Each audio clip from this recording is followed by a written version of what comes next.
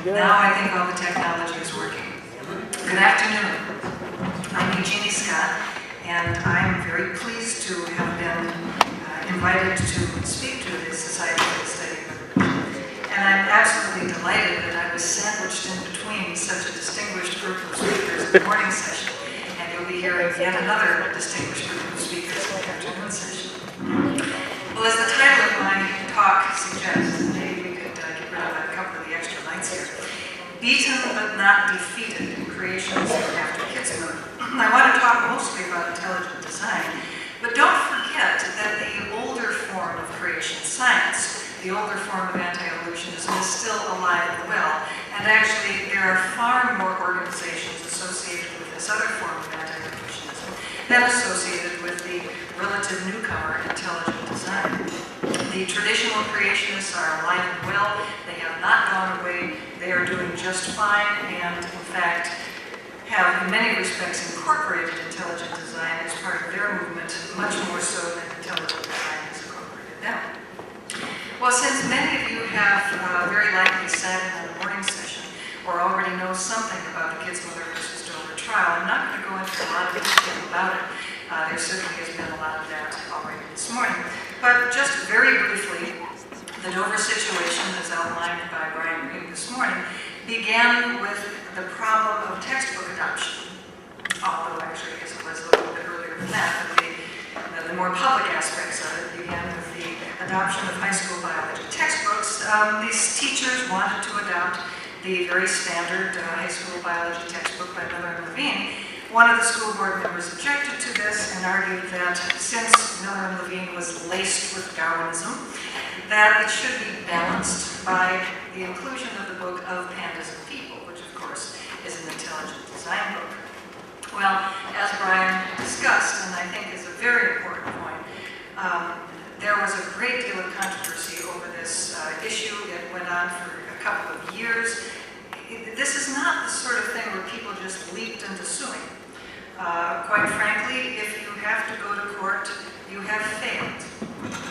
A lawsuit is the last thing you want. They're expensive, they're time-consuming, they rip communities apart.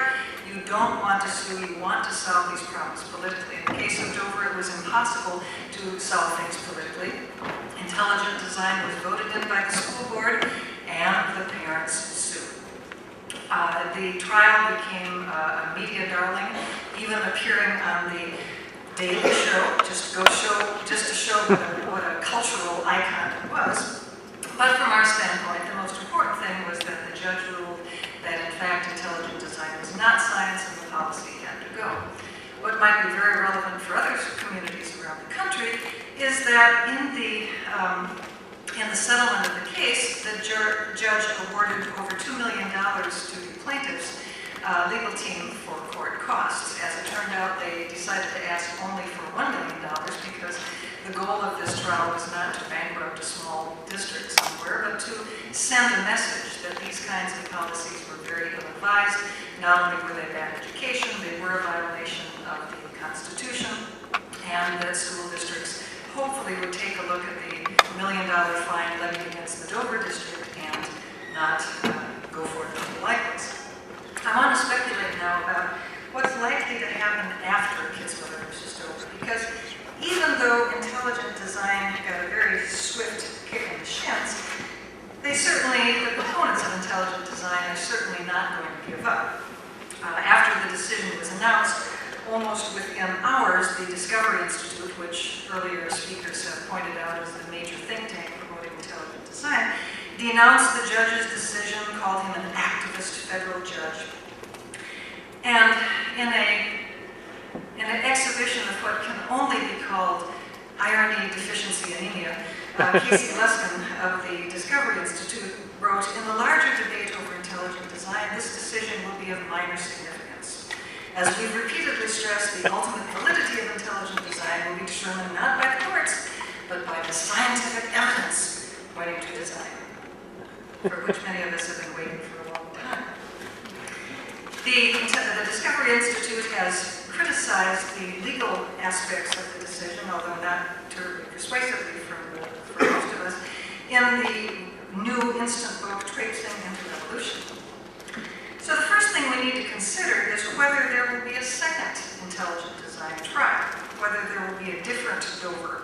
in which perhaps the intelligent design components might prevail, as opposed to the case in Dover, where they certainly did not.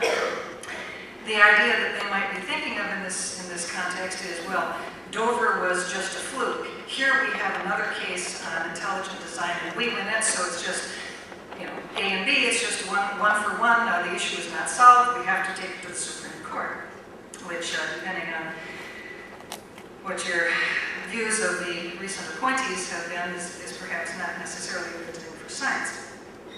If they were to try to bring a new suit in a different school district someplace, they would certainly need a smarter school board.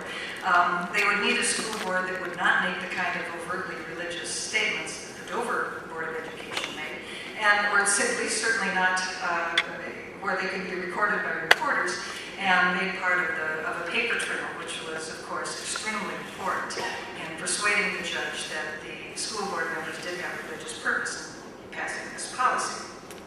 They'd also need a district where the judge was perhaps less open-minded than Judge Jones was. By the way, we have no idea where Judge Jones would come on this issue. We knew he had been appointed by George W. Bush. We knew he was a conservative Republican. We knew he was politically ambitious. We did not know where he would go on this. He listened to all the evidence and came down extremely strongly on the side of what I think everybody here would consider good science. But if I were the intelligent design proponents and I were district shopping for a district where I might get a better decision, that would certainly be one of my major concerns, is to find a district where you might be able to do better. It just happens to be a federal district court district in Ohio, in which a judge has actually attended at least one intelligent design conference. I know because I talked with him at this conference in the year 2000. So possibly there may be other judges who might be more open to the idea of intelligent design. Now, the Discovery Institute, of course, has said it doesn't want to be intelligent design to be mandated. The Thomas More Legal Institute did want a test case in intelligent design, and this was really their idea rather than the Discovery Institute's. The Thomas More Legal Institute reportedly shopped around for a couple of years to find a school district like Dover that would pass a policy like this, and they were very happy with it.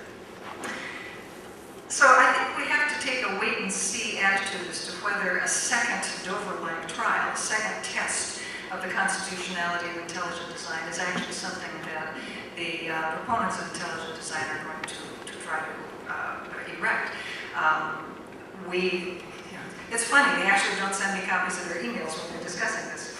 So we really don't know for sure what their plans are. But we do know that there has been a change in tactics from the Discovery Institute and from other higher order proponents of intelligent design. And this position was first publicly expressed in Ohio in the year 2002 when the state of Ohio was determining its science education standards. Now let me stop and digress for a moment about science education standards, because most people whose education experiences are at the university level or who don't have children in school may not really be paying attention to this movement, and it's a very important movement that's has taken place in the United States over the last 15 years. First of all, appreciate the fact that the United States has a highly decentralized education system, unlike most developed countries. For traditionally, up until very recently, each of the 17,000 independent school districts in the United States had the right and responsibility to determine its own curriculum. There often were advisory state curricula, but by and large they were not mandatory, even when they were tied to state funding. This began to change with the first Bush administration. Bush 1 proposed that there should be curriculum standards across the various disciplines in math, in history, in science, etc. And in 1994, or actually about 1990, through about 1994, the National Science Education Standards were developed. They relied a lot on the AAAS benchmarks for science literacy, but when in 1994 the National Science Education Standards were published, they really did represent a good consensus of scientists and science educators in the United States. And these national standards, although they were only advisory, were by and large cloned in most of the states, largely because the people who had written the national standards went back to their own states to develop their state standards over the years. And this was, in my opinion, a very positive movement. That map that I showed with all the zillions of school districts generally is very shocking to people. They think, oh my God, no wonder we have such a patchwork curriculum. Yeah, because everybody makes up their own mind. Having some sort of continuity of curriculum is a very positive thing. For all the advantages of local control, and there certainly are some, local control of education is very important in America. Curriculum establishment is not one of them. Curricula should be determined by people who actually know something about math and history and literature and science, in my opinion. So what happened was in the mid to late 90s, we did get these science education standards, and they were working their way through the states, and the states were establishing their science education standards. Then in 2002, No Child Left Behind, the Federal Education Act was passed. NCLB, or Nickel-B as it's sometimes called, or as teachers refer to it, No Child Left Untested, was a federal program that did require testing of students in various disciplines. Now, the tie-in here is that the tests are going to be based upon the standards. And so, obviously, the teachers are going to teach to the standards in order to have their students pass the tests, because if the students don't pass the tests, there are some real negative outcomes for the schools and for the teachers and districts. So these are high-stakes tests. These are very important. You can see why religious conservatives would be fighting science standard establishment as hard as they have. Because if you can keep evolution out of the standards, it's not going to be on the tests. If it's not going to be on the tests, it's not going to be taught.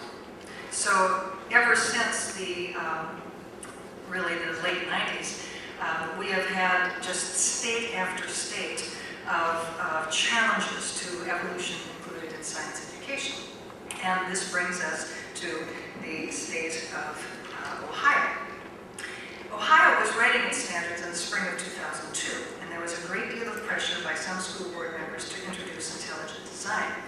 At a crucial school board hearing on in March 2002, two intelligent design proponents, Jonathan Wells and Steve Meyer, appeared before the Board of Education to present not the idea that intelligent design should be taught. The headline in this New York Times article is actually misleading. They weren't really arguing for intelligent design, they were arguing that the students of Ohio should be taught the full range of scientific views about evolution. They called for the teaching of evolution, warts and all, and argued that the content of Jonathan Wells' book, Icons of Evolution, were presented as an example of evidence as to why evolution should be treated as this very tentative and shaky scientific theory. Eventually, the State Board of Education in Ohio passed a science education standard for 10th grade biology that read, students should describe how scientists continue to investigate and critically analyze aspects of evolutionary theory. Now, this standard is a master of political finesse because the wording was hammered out on both sides and allowed both sides to claim that the standard supported their position. The science side focused on the word aspects. Well, sure, scientists do continue to investigate and critically analyze aspects of evolutionary theory. We're always discussing the details of evolution. Fine, this is a good standard. On the other hand, the creationists argued that this was really a way of questioning the big idea of evolution itself, questioning whether evolution had happened. As Philip Johnson wrote in Christianity Today, the recent decision of the Ohio State Standards Committee of the State Board of Education has been a big breakthrough. Critics are calling it a compromise, but it isn't. It's our position. It allows teachers to present evidence against the theory of evolution. So science supporters interpreted the policy one way, evolution opponents interpreted it another way, and things deteriorated from there. I want to use this as an example of something that I would really encourage my fellow scientists to clarify in their teaching and their discussion, writing about evolution.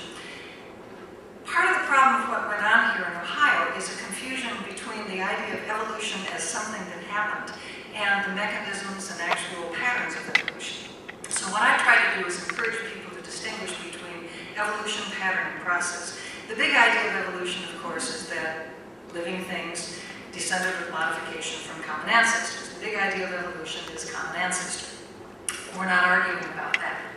This is what Philip Johnson thinks that the Ohio Standard is all about. It allows you to attack evolution and question whether evolution occurred.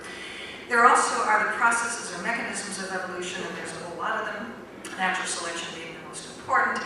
And there also are the patterns of evolution, the actual branchings of the tree of life. If you remember your history of evolution, these three ideas are independent. After all, when Darwin wrote On the Origin of Species, he was able to convince people pretty quickly that common ancestry had happened, common ancestry was the case. But it took until the early to mid-20th century before the mechanism of natural selection was accepted. So the big idea of evolution is not dependent upon any particular mechanism.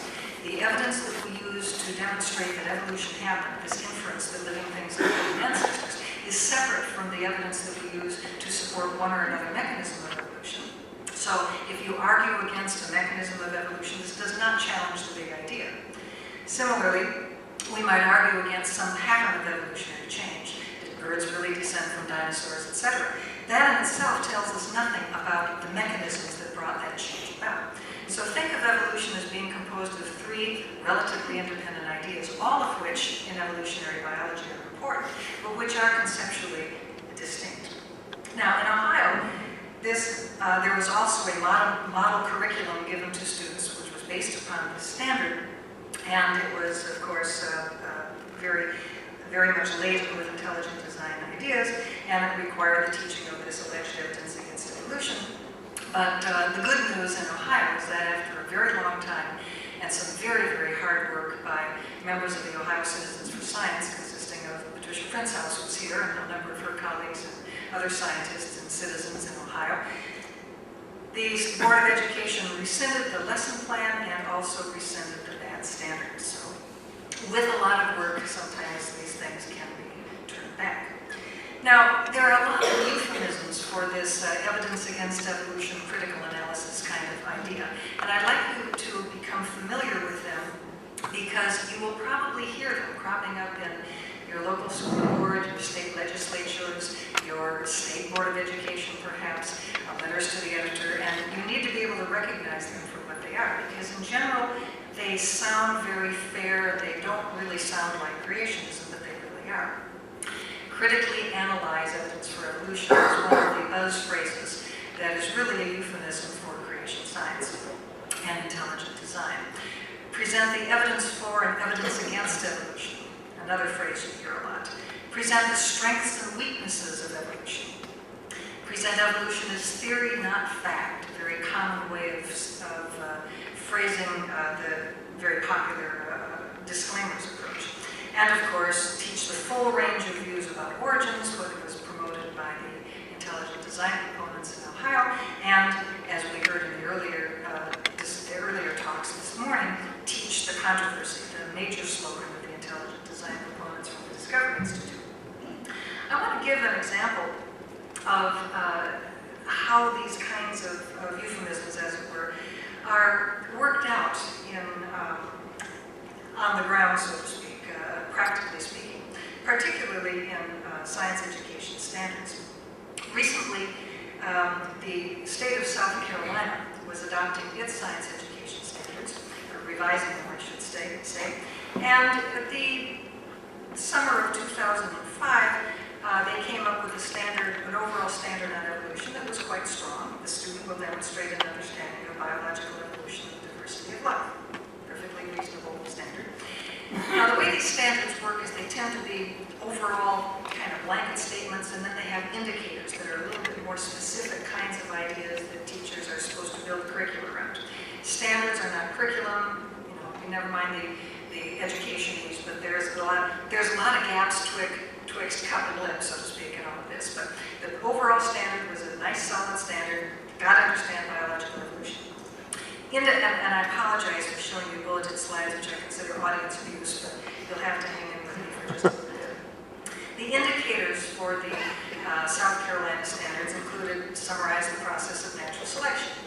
Perfectly good indicator. Explain how genetic processes result in the continuity of life forms over time. Yeah, you could probably interpret that.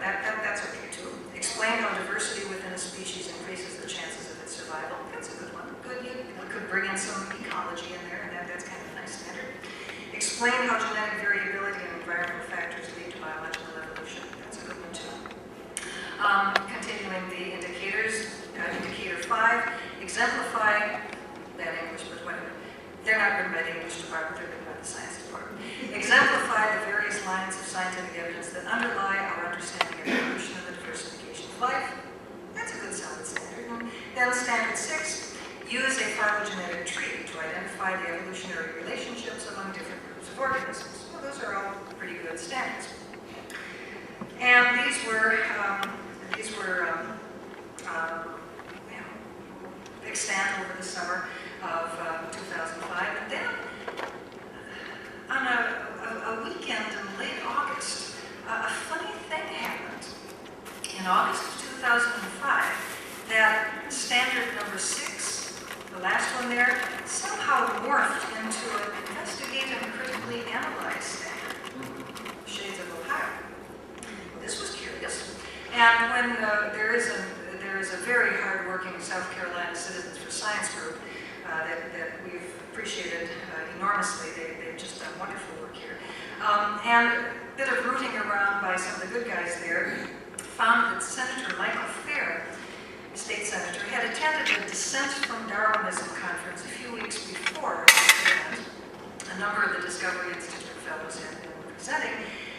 And that Fair had come back and leaned on the Department of Education to change this last standard, to compromise, so to speak. Well, he didn't want to have any evolution in the standards at all. The State Department of Education, which was in charge of writing the standards, were holding firm, yes, evolution has to be in there, it's good science, we got to do this.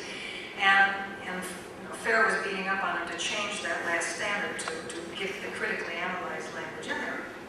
And so the State Department of Education compromised, in their opinion, and decided to change this last standard to kind of keep Senator Fair off their case. Be very careful of compromising, because this did not end the deal. In South Carolina, there's something called an Educational Oversight Committee, which has to approve the standards in addition to the Board of Education approving them. It's sort of a two-step process. It just happens to be the case that Senator Fair sits on that Education Oversight Committee.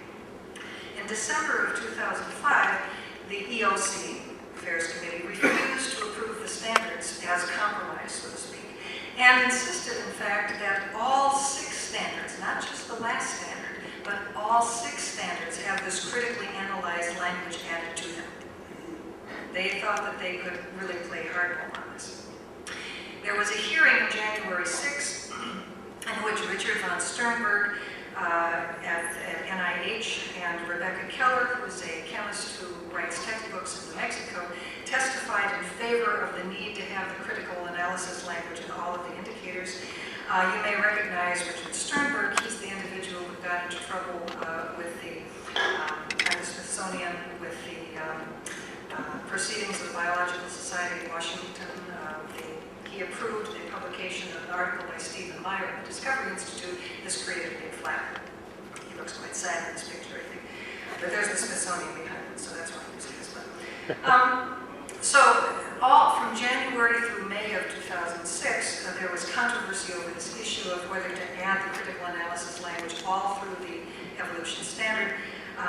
Finally, earlier this month of June, the State Board of Education did the right thing and rejected this idea and passed the standards as they stood, so to speak, not adding the critical analysis language throughout, but unfortunately retaining the critical analysis language in the last standard, which was really too bad because they've got a good overall standard. I meant the last indicator. They've got a good overall standard, pretty good overall indicator, and the last indicator is a bad one. Now, needless to say, the Discovery Institute has very enthusiastically endorsed the South Carolina standards and is holding them up as a model. They would like to see this critical analysis language brought in early and often in all science standards around the country. Now, the evidence against evolution or critical analysis approach is more of a legal challenge. It's tougher to challenge legally because there's less obvious religion involved in it. If you say intelligent design, a judge is obviously going to ask who's the designer. And it becomes clear quite quickly that the designer is God, and so therefore you run out pretty quickly of justification for teaching it in American public schools. But if you're saying, well, we just want to teach the evidence against evolution, we just want to teach the full range of scientific views, this doesn't have the obvious religious taint, shall we say, of creation science or intelligent design of mind and so forth. In order to challenge these kinds of evidence against evolution policies, a judge has to be able to recognize the history of the dichotomy between creation and evolution. And I'm extremely pleased that at least two of the speakers in the morning session talked about this contrived dualism that you find in creation science and also in intelligent design, where reality is viewed as being divided into two parts. There's either creationism, and by creationism we mean special creation, God creating things specially in their present form, or there's evolution. So clearly all you have to do is just eliminate evolution, and creationism wins by default. This is the way they think, and this is why intelligent design consists in its content virtually solely of attacks upon evolution. There's very little actual science, as was pointed out by both Barbara and Robin this morning. There's very little actual science in the sense of a way to understand nature in intelligent design. We can find lots and lots of the icons of evolution kinds of approach where evolution is attacked. Now the good news is that there are judges out there that are capable of seeing this history. We have 3 decisions where this contrived dualism was recognized as being a front for creationism. The first being McLean versus Arkansas in 1981, where this phrase contrived dualism comes from. But also Selman versus Cobb County, the disclaimer textbook disclaimer case in Georgia, which I'll talk briefly about a little bit later on, and also Kitzmiller versus Dover. Because the policy in Kitzmiller included the idea that students will be made aware of gaps, problems in Darwin's theory, as well as intelligent design.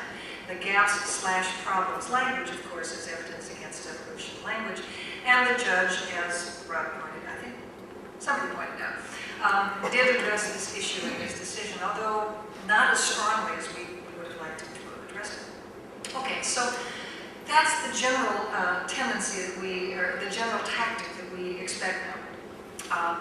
Possibly look for another venue to retry intelligent design and try to get a decision from a more friendly judge, or the more probable one, and the one that we actually see going on, recast intelligent design as evidence against evolution, critical analysis, these other euphemisms I've discussed with you, and see if it can be slipped into the curriculum in a way that they believe might be legal.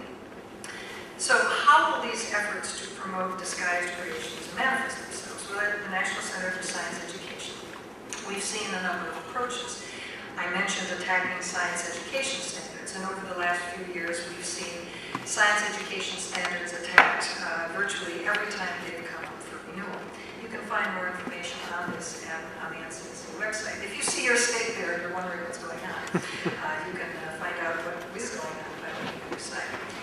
Again, remember my comments about standards a little bit earlier. The idea is to get evolution out of the standards, because if evolution is not in the standards, it won't be tested. If it's not going to be tested, it won't be taught, believe me. These are high-stakes tests. Teachers aren't going to waste time teaching stuff that's not on the tests. You know, it's unfortunate that a very good idea, the standards movement, has now been dumbed down by this mania for testing that we see coming out of No Child Left Behind. So attacks on the standards to weaken the coverage of evolution, or ideally get intelligent design in, we can expect to occur. Attacks on textbooks are related to science education standards because, of course, textbooks are written to support the standards. There are 20 states in the country which adopt textbooks. In other words, the state will pay for textbooks if you choose your textbook from a list that they have approved. Other states, it's the Wild West. In Texas a couple of years ago, there was a very loud fight about the adoption of textbooks, and intelligent design was trying to muscle in. They were really trying to get the evidence for evolution included in the textbooks, and by and large failed. The standards are very important in terms of textbook content, but textbook publishers and authors can also be leaned on even if evolution is included in the standards. Evolution may be in the state standards. That doesn't mean that a textbook has to have very much on evolution in order to be accepted to be adopted. And there's even one best-selling high school textbook which retitled a section of its evolution chapter, Strengths and Weaknesses of Evolution. Although the content was not changed, the title certainly implies that there's some validity to this phrase, which is a buzz phrase in the intelligent design movement. Another best-selling high school textbook, which is under revision, according to my colleague Alan Gishlick, who has been looking at its manuscript, has considerably dumbed down the coverage of evolution.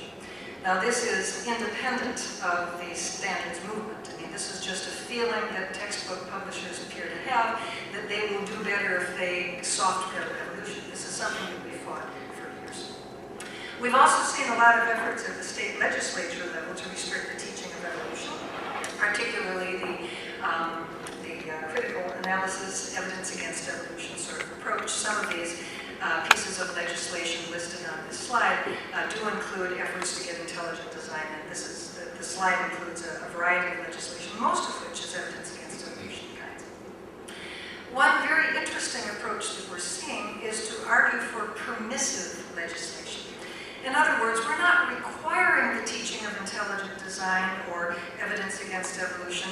We're just allowing it, or maybe encouraging it. A model policy that the Discovery Institute is circulating, and in fact circulated to the Dover Board of Education, reads, teachers in their discretion may encourage students to consider both the scientific strengths and weaknesses of evolutionary theory in order to better understand the design curriculum. The policy does not call for creationism, doesn't call for intelligent design. You don't have to teach it, but it's okay if you do. We'd kind of like it if you really would, okay? Please. But notice the wording here. It's not mandated. The Dover policy said, thou shalt teach intelligent design. And then they backpedaled, of course, but that was the original idea. You were supposed to teach intelligent design.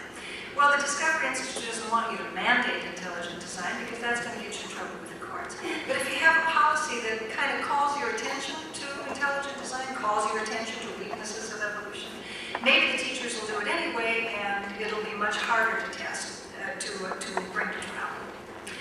There's two ways of testing a policy. One, you can test the policy on its face. The Kitzmiller versus Dover was a facial challenge. The policy itself was egregious enough that you could take it to court. The other way you test a policy is as it actually plays out in the classroom, as it's practiced, as it is applied.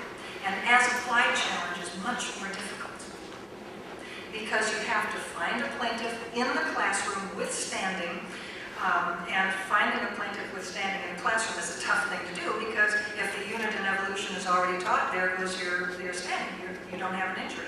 So this kind of permissive policy is much more conducive to as-applied kind of, it requires an as-applied challenge rather than a facial challenge. So these people have thought this through. This is a very good idea.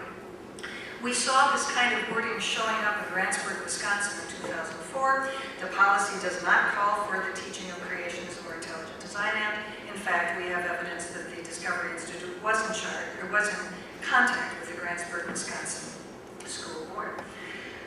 In the state of Mississippi, this last year, a bit of legislation was introduced, fortunately did not pass, but again, it used this permissive kind of language. in sort of reverse. No school board shall prohibit the discussion of intelligent design, weaknesses of evolution, etc. Now, notice the packaging of this approach. In the presentation of all of these sort of permissive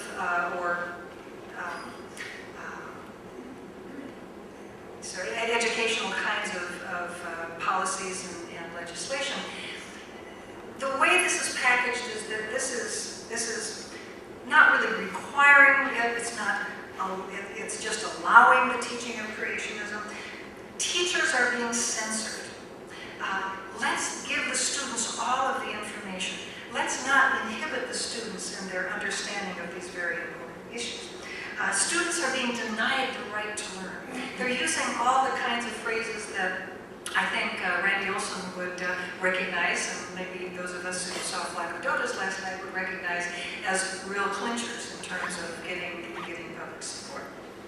As the Discovery Institute says in its critique of Dover, administrative guidelines, even legislative enactments are needed to provide clearer protection for the rights of students and teachers to critically analyze Darwin's theory in the classroom. Teachers need protection against those dogmatic Darwinists who are trying to keep ideas from the students. It's really good. It's a really good sales technique. It's intellectually bankrupt. We know that, but it's really good publicity. It's really good sales technique. It's a very popular approach. Another approach that we've seen at the National Center for Science Education is to embed evolution within a list of topics to be given critical analysis to. Now, the reason for this is that there are legal decisions that tell you that you can't single out evolution for special treatment. This Everson goes all the way back to Everson. If you single evolution out for special treatment because of the history of creation and evolution in the United States, that is just ipso facto evidence that you are trying to promote a religious view, a sectarian religious view. So the courts have held that you can't single out evolution. Okie doke. We'll just embed evolution in a list of other topics, such as in the Minnesota standards, where students are supposed to be able to explain how scientific and technological innovations, as well as new evidence, can challenge portions of or entire accepted theories and models, including but not limited to cell theory, atomic theory, theory of evolution, plate tectonic theory, germ theory of disease, and Big Bang theory. Now, which one do you suppose the teacher is going to choose to challenge? Okay, students, let's look at the strengths and weaknesses of cell theory. So, embedding evolution in a string of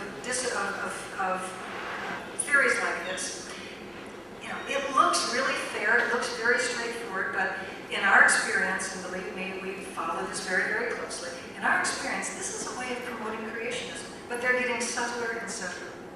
In Michigan, actually I think Rob pointed this out, there was a bill that was proposed, which fortunately died very recently, use the scientific method to critically evaluate scientific theories, including but not limited to the theories of global warming and evolution. So pick out those controversial ones. Now, another place to expect to see evidence against evolution or critical analysis wording is in disclaimers. Disclaiming evolution has a long history. I discuss this in my book. Cases in the past where anti-evolution disclaimers have been put in textbooks or which teachers were supposed to read to the students have lost in court. The most recent case of this kind is Sullivan versus Cobb County, where the Cobb County Board of Education passed this really very vanilla textbook sticker, which reads, "This textbook contains material on evolution. Evolution is a theory, not a fact, regarding the origin of living things. This material should be approached with an open mind, studied carefully, and critically considered." Well, there's nothing about the Bible in here. There's nothing about flood geology. There's nothing in here about religion. This just looks like a perfectly reasonable, you could say this textbook contains material on cell theory. Cell theory is a theory, not a fact, regarding the structure of living things. I mean, of course we should approach all scientific issues with an open mind, studied carefully, and critically considered. I mean, it's just perfectly fine. Except when you single out evolution for this special treatment, and the courts consider the history of this controversy, the decision is such as you find as Judge Cooper's decision in Sullivan versus Cobb County, that this is way of promoting religion, and even though the sticker sounded very vanilla, it sounded very innocuous, it was actually an advocacy of religion. Now, the plaintiffs, the anti-sticker people, won at the district court level. It, alas, the district appealed. It went to the appeals court level, and just at the end of last month, at the end of May of 2006, the appeals court remanded the case back to the district court level for retrial. Not on substantial grounds, not because they thought the judge's reasoning was wrong, but because they felt that the court record was very inadequately kept, and the appeals court said, we don't have a clear enough record, we don't know when decisions were submitted and when people testified here, there, or otherwise. We need you to go back and straighten this out and then come up to us later. So we are in a holding pattern in terms of Sullivan versus Scott County as well. But if by any chance the Sullivan versus Scott County trial is reheld, it's pretty likely that the Judge Cooper is not going to say, oh, I was wrong, I changed my mind completely. It's very likely we'll get a very similar decision, and it'll go to the appeals court. The appeals court could go yay or nay. If the appeals court, though, does strike down the district court opinion, you can anticipate disclaimers popping up like confetti all over the country, because disclaimers are very popular with school boards. It's a fairly small thing that they can do to assuage concern in the community about the teaching of evolution. They can go to the voters and say, well, say, look, we put stickers on the textbook. Obviously, our district doesn't think evolution is fact, it's merely theory. And of course, you all know when you hear theory, not fact, by theory they mean guess or hunch. They don't mean explanation like we do. So, depending on what goes on in Cobb County, there could be lots of disclaimer stickers cropping up. But even if the appeals court supports the district court's decision against the disclaimers, disclaimers are still very popular, and they'll just merely figure out ways of rewording the disclaimer in a way that they hope will avoid any challenge. There have been a number of, well, two, I guess that's a number, two is a number. There have been a couple of efforts to try to take preemptive charge of the issue, so to speak, to pass legislation which would ban intelligent design, or which would somehow restrict the teaching of intelligent design before they get policies passed. I think generally this is a bad idea, and I'll tell you why. One of them is a bill that was put up in Wisconsin earlier this year. It did not pass. The wording of it said, the school board shall ensure that any material presented as science within the school curriculum complies with, it said, the material is testable as a scientific hypothesis and describes only natural processes. The material is consistent with any description or definition of science adopted by the National Academy of Sciences. Okay, the second one was a Minnesota bill, which also did not pass. A school district prohibited from utilizing a non-scientifically based curriculum such as intelligent design to meet the required science academic standards under this section. Now, in my opinion, these well-intentioned bills do not help and may actually make things worse. It's bad enough to have school boards screwing around with the curriculum. School boards generally don't know anything about math, they don't know anything about science, and yet they determine math and science curriculum. They determine whether evolution is or is not a good theory. This is not a good thing. It's worse when a state legislature does this, because laws passed by state legislatures are a lot harder to suspend or overturn. They have much, much more staying power, and they have to be coped with by the teachers who are in the classroom. And one of the arguments given by proponents of these, like I say, well-intentioned, but I think not good policies, is that this will support the teachers. This doesn't support the teachers. This does not give the teachers any more support than they already have, because state science education standards almost uniformly require the teaching of evolution and do not include intelligent design or any other kind of creationism. These kinds of laws don't help teachers. I really would discourage their passage for a very important reason. It makes it a lot harder for us to go to that same legislature and say, don't micromanage the science curriculum. Don't pass a law requiring the teaching of evidence against evolution in your state. because that is a decision that should be made by local school boards, should be made by professional teachers. It's very difficult for us to go to a state legislature and say, don't micromanage the school board, when at the same time we're saying micromanage the school board by passing anti-intelligent design legislation. So if you really look at the whole picture, these bills may sound useful, but they really aren't, and I think in the long run they're going to do more good. I have a couple minutes to make a comment as a follow-up to Randy Olson's presentation last night. One of the things that emerged very clearly from the viewing of Flock of Dodos is that the creationists are very much on message. And they have their message down, they repeat it very clearly, they've got a small series of points that they repeat over and over and over, and they repeat and frame, is the technical term, in ways that are very appealing to the general public. And he exhorted us on the science side of things to go forth and do likewise, and he's absolutely correct. We need to be much more effective in presenting our point of view. But first of all, we have to understand what is our point of view. And our point of view is the opposite of theirs, okay? What we call at NCSE the pillars of creationism are a set of 3 statements in which you can quite literally put any book, article, letter to the editor, or frankly, conversation that you might have with a creationist. And the 3 pillars of creationism are first that evolution is a theory in crisis. Evolution is bad science. Scientists are giving up on evolution. All of those attacks in icons of evolution, the Cambrian explosion is a difficult problem for evolution, and those are all variants of the evolution is a theory in crisis idea. And of course, a view that we're all very familiar with, evolution and religion are incompatible. This is a very, very strong theme that runs through the creationist literature. And perhaps the most difficult of the pillars of creationism is the fairness argument. That it's only fair if you teach creationism, that you should, if you teach evolution, that you teach creationism, teach the controversy, give students all the views and so forth and so on. Okay, this is what we have to counter. Now there are ways that we can counter this. To refute them, obviously we have to make the point that evolution is sound science. We have to make the point that evolution and religious are compatible. It is not the case that all religious views are incompatible with evolution. As John Hott pointed out very clearly to us, there is a range of views out there within even just the Christian community. And of course, you don't have to limit yourself just to Christians. If you're talking about religion, I'm an anthropologist, right?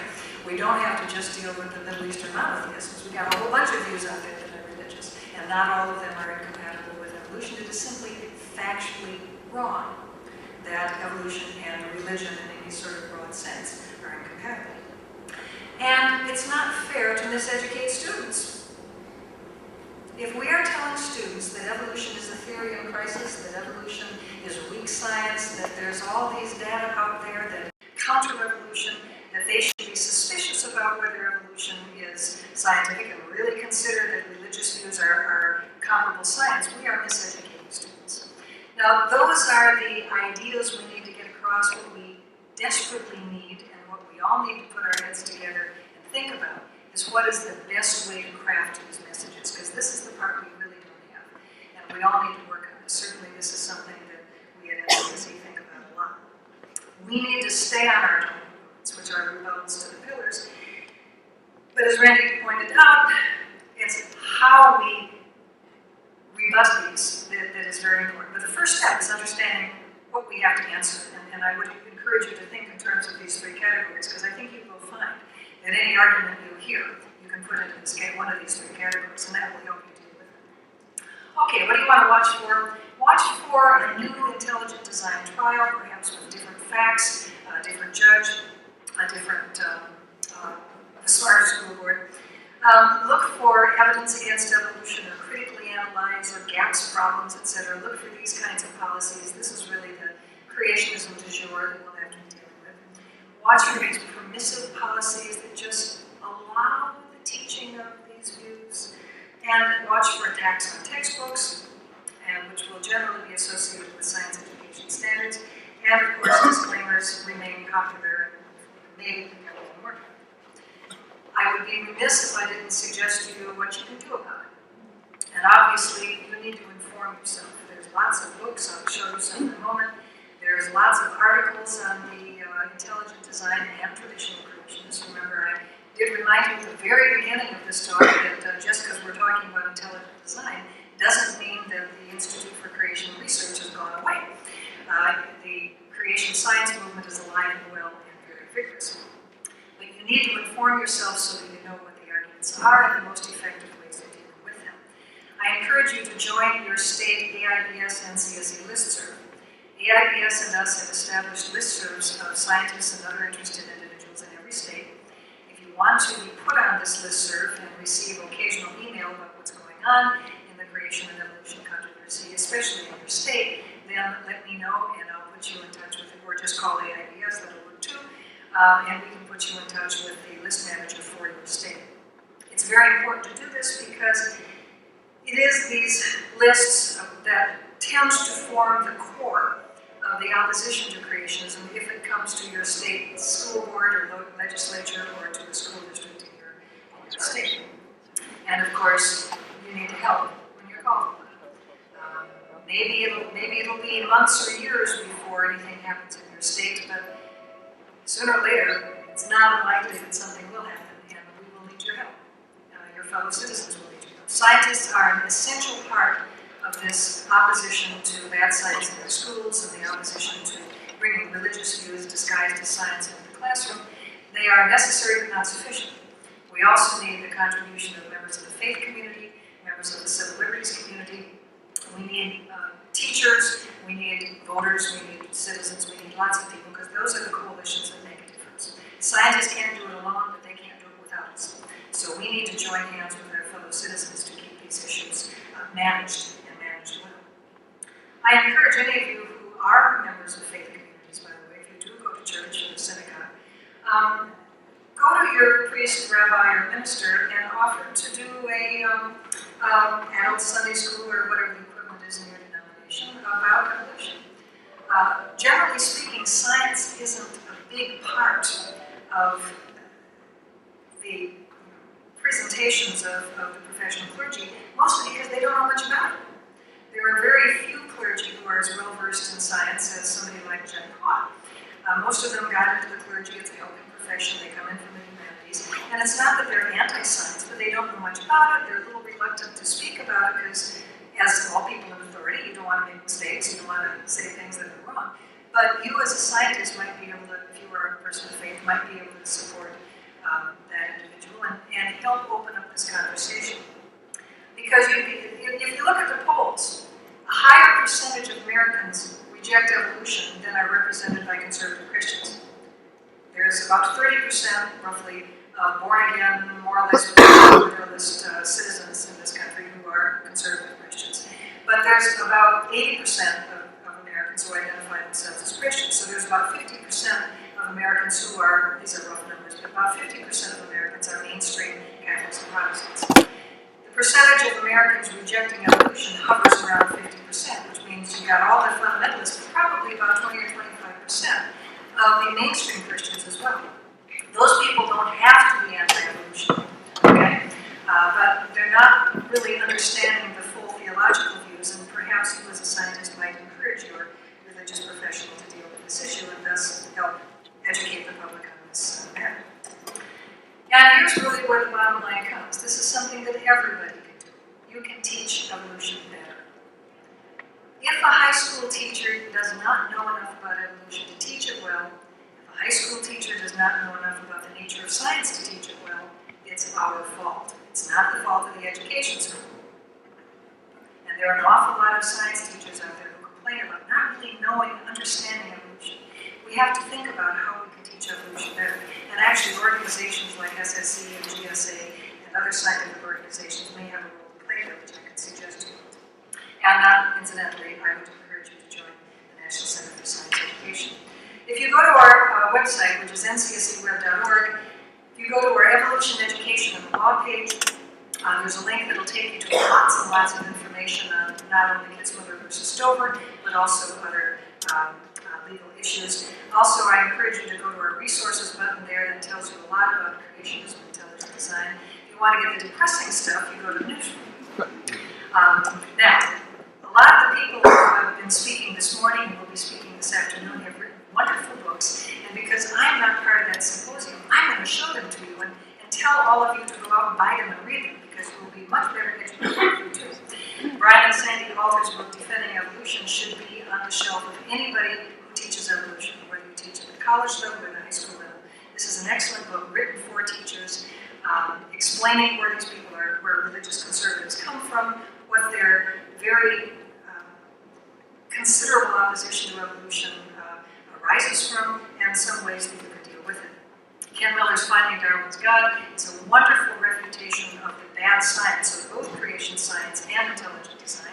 And then the last approximately third of the book, he explains his views as a practicing Catholic as to why he sees he does not see an incompatibility, he sees a compatibility in his own theological views between his faith and evolution and science.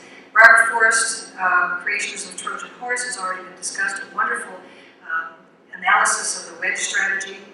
Robert Pennock's two books, Tower of Babel and Intelligent Design, Creationism and its Critics, are a wonderful combination of information. I still think Tower of Babel is the best philosophical refutation of ID, even though it was written in, what, 99? It's still good.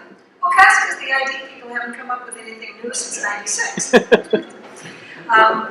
Jack Hogg has written many, many books. I actually only had pictures of two. God After Darwin, Deeper Than Darwin, 101 Questions About Evolution, any number of books. Jack is very thoughtful, and I strongly recommend his books to you. I got one too. You can find it at UC Press down in the basement. National Center for Science Education, my colleagues Eric Mickle, Wesley Ellsbury, Susan Spath, Nick Motzke, of whom we've heard a great deal already, and Glenn Branch, all helped very much in various ways for the Kitzmiller versus Dover trial, and they also are enormously helpful in helping you and other citizens understand this very difficult controversy of creation and evolution. And thank you so much for inviting me to speak today.